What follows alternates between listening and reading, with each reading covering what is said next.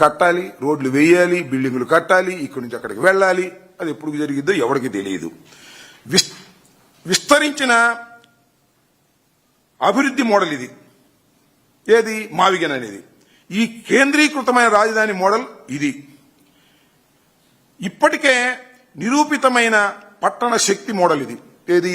మావిగన్ అనేది. ఇది కేవలం గ్రీన్ ఫీల్డ్ మోడల్. అంటే కొత్తగా రోడ్లు వేయటం, కొత్తగా పునాదులు తీయటం, ఈ గ్రీన్ ఫీల్డ్ సంబంధించినటువంటి అంశం.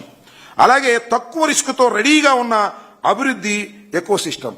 ఈ మావిగన్ అనేది ఈ మూడు చెప్పిన దానిలో తక్కువ రిస్క్, ఎక్కువ రిస్కే లేదు. ఆల్రెడీ ఇన్ఫ్రాస్ట్రక్చర్ రెడీ అయి ఉంది, ఎకో సిస్టమ్ రెడీ అయి ఉంది. ఇక్కడేంటి? ఖరీదైన రిస్క్ ప్రాజెక్ట్ 2 లక్షల కోట్లు పెడితే ఏమైందో తెలియదు. నాకు మళ్ళా గుర్తొస్తుంది ఆ రామచంద్రయ్య గారు చెప్పింది.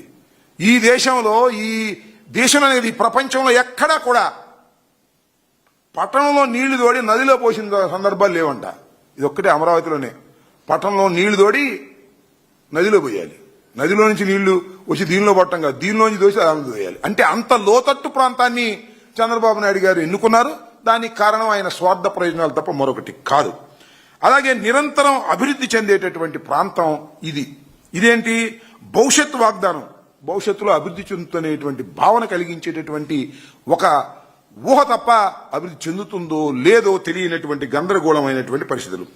అనేక నగరాలతో ఆదాయం అందించే మోడల్ ఇది. అనేక రకాలతో ఆదాయాన్ని అందించే మోడలు ఇది. అమరావతి నగరంపైనే ఆధారపడి, కేవలం అమరావతి నగరం మీదే ఆధారపడి, అది కూడా లేదు ఇందాక నేను చెప్పినట్టుగా.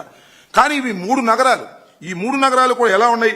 ఇప్పటికే రాష్ట్ర ఆర్థిక వ్యవస్థలో 16% భాగస్వామ్యం ఉంది ఈ 3 పట్టణాల్లో ఆదాయం. భవిష్యత్తు అభివృద్ధిపై ఇక్కడ ఆదాయం ఏంటంటే భవిష్యత్తు అభివృద్ధిపై ఆధారపడవలసినటువంటి పరిస్థితి. సమగ్ర లాజిస్టిక్స్ ఆధారిత రాజధాని ప్రాంతం ఇది. ఏది?